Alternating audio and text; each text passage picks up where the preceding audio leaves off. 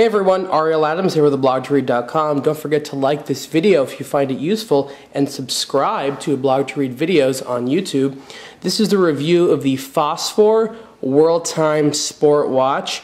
Nothing revolutionary here except a couple of features. The World Time is an existing watch by Phosphor. It came out last year or the year before. This sport version adds touchscreen functionality, sort of. So before, on the previous version, right here there was like a rocker panel switch, and now there's 2 points that you can either swipe or hold down to access the different functions. And that's cool. I mean, I think that there's a lot of watches these days that are trying to sort of bank on the whole popularity of iPhones and things like that have touch screens, and they're trying to replicate it as well. There's been the Tissot T-Touch, which came out in 1999 actually, which really kind of started all that. And there's a lot of them out now that are trying to do that, some better than others. I frankly think that unless it adds a degree of functionality that buttons can't do, I don't mind buttons. It doesn't increase water resistance, it doesn't seem to increase functionality, it makes it a little bit more complicated. I like this watch. It has a really nice clean flush look.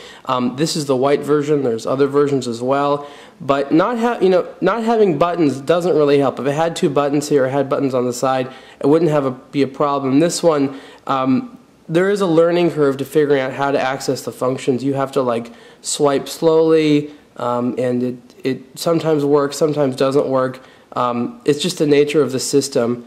It's fine. You can see here it's pretty responsive if you know what to do. I had to sit here actually and look at the instructions for a pretty long time to figure out exactly how to change the time and things like that. It wasn't the easiest thing in the world, and I don't really like that. I'm really used to watches I can play with for a few minutes and figure out how to use them. So with a watch like this, there's a little bit of a learning curve.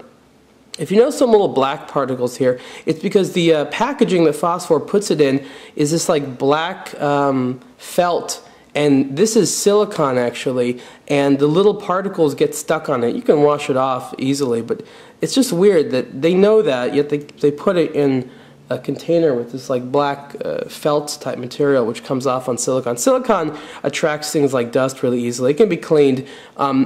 Silicone has a very nice softness to it, which I like, and it's cheaper than rubber, and that's why people like to use it a lot. It's a pretty good material, but it does get dirty easily.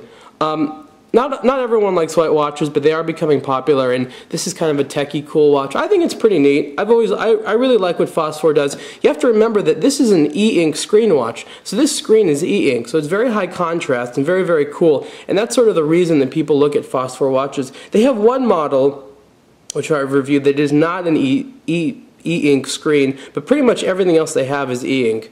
So you have here no buttons. There's this sort of touch area right here that you can play with. You have an e-ink screen. It's very, very light. The body's plastic and the strap is silicone. Extremely light in weight. Obviously light color because it's white.